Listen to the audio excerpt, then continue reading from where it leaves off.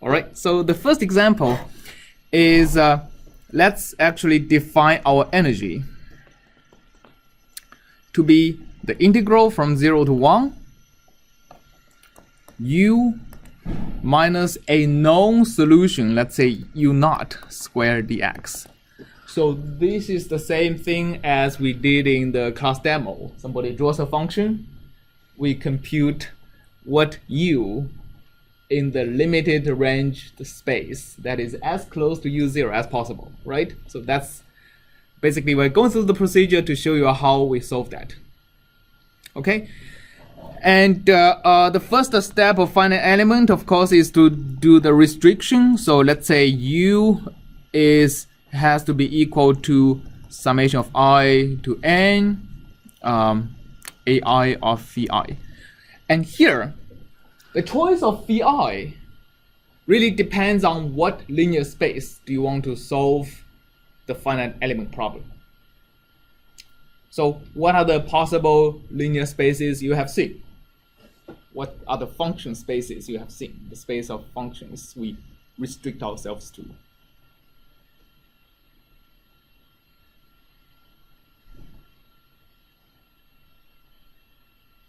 What kind of spaces did we look at last lecture? So Triangles. the triangles are the basis functions, not the space. The space is a collection of functions that we consider as candidate solutions of the finite element problem.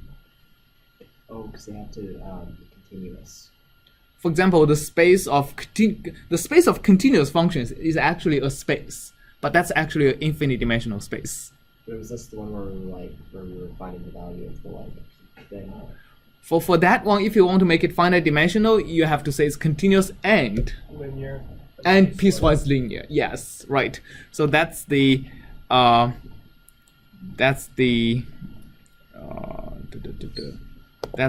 FE demo problem we have seen. That's the, if you draw a function and that's approximated by a continuous and the piecewise linear. By piecewise linear, it means linear within each element. Okay. You can find for example, if you generalize this to 2 dimensions in a rectangular grid, right? If you split a 2-dimensional rectangle into smaller rectangles, within each rectangle, actually it's not natural to specify continuous and the piecewise linear functions, right? Only at the boundaries. Yeah, at the boundaries. So let's imagine if I have a rectangle, over which the functions are linear in the boundary, right? Then I have 4 values on each vertex, on each of these corners of the rectangle. And that's actually more than necessary to define a linear function. You need 3 points to define a linear function, right? So if I have 4 points, it is not required that these 4 values of the function are actually exactly makes the function linear. So, for example, in 2 dimensions, the natural way to specify the function space is actually not a piecewise linear function space, but a piecewise bilinear function space. But bilinear, it means it's linear both in x and in y. But cross terms like x times y is allowed. So that's kind of the standard function space for rectangular elements in 2 dimensions. It's trilinear in 3 dimensions. While if you discretize a 2-dimensional space into triangles as opposed to rectangles, then it is more natural to use a piecewise linear space, right? Or if you discretize 3 dimensions into tetrahedrals, right? 4-pointed 3-dimensional shapes, then it is natural to use piecewise linear in 3 dimensions.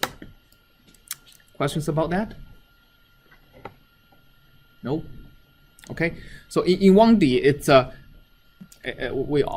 piecewise linear functions are pretty obvious to use.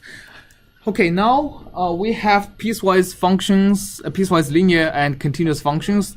The natural way to set up a set of basis functions is what we call the nodal basis functions. It's the kind of basis functions that are like this. The first basis function goes from 1 back to 0 and stays 0 over here. Each basis function is actually a function defined globally, defined everywhere. It's like when we say we have a first basis function is like that. It's actually not only defined in the first element. It's actually defined everywhere else. It's just the value is 0 everywhere else. Likewise, the second basis function goes from 0 to 1 at the second node and goes back to 0 at the third node. It doesn't mean the function is not defined over here. It's actually just taking the value of 0 elsewhere. And the third basis function starts being 0 in the first element and then spikes up and down and stays 0, like that. So why is it called a nodal basis function? It's discrete. It's not. Each basis function is actually a continuous function, right? So in finite element, we actually not in finite element as opposed to finite difference, we actually never discretize anything really. I mean, all these functions are continuous functions, right? I mean, there is no point in finite element where we actually consider the values only on individual grid points. Or we scale the nodes, right? We scale the functions based on it. Yes, it's actually the reason we call it a nodal basis is because it is related to how do you make the linear combination of these phi's to form a function you want to. In order to come up with these linear combination coefficients to get the function you want, the only thing you have to do with this kind of basis functions is to choose the AIs to be the value of the function you want at these nodes, right? Because it has the property that at one node, there is one and only one basis function that is not equal to 0, right? That's the special thing about the basis, the nodal basis.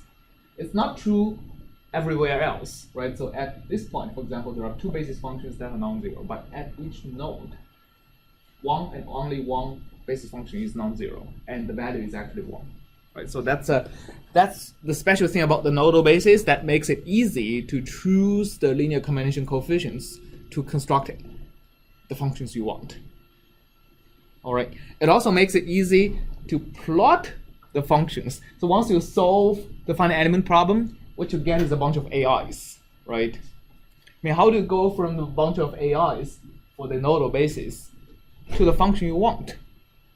For example, how do you plot it? You just plot the AI. You can just plot the AIs. You can just plot the XIs and the corresponding AIs. You automatically get the function you want, right? So these are nice things about the nodal basis. Okay. So let's start to solve this problem. And I'd like you to actually go through the derivation and come up with the equations we want to solve. Let's assume, for example, let's actually give you a particular value of u0 to start with. So I'm going to give you u0 is just equal to, should we make it fun? Let's say u0 is equal to 0 or 1. So it's equal to 0 when x is less than half, and it's 1 if x is greater or equal to half. Okay, so let's use finite elements to approximate this weird discontinuous function. And I'd like you to derive the formula of computing these AIs, assuming not uniform grid, assuming we have x 0 equal to 0, x1 which is less than x1 which is less than x2, etc., and less than xn which is exactly equal to 1. So here we actually have how many grid points? How many nodes? N+1. We have n plus 1 nodes. We have n elements. How many basis functions do we have? N+1. We have n plus 1 basis functions, right? We don't, in finite element, usually it's not the truth that we have one basis function per element, right? So the degree of freedom or the number of basis functions really depends on what the function space is. It's usually not equal to the number of elements. So here we would, let's say, for I goes from 0 to n. Let's figure out what the AIs are. Right, so you can work in pairs to come up with what are the equations we should be solving to get the AIs.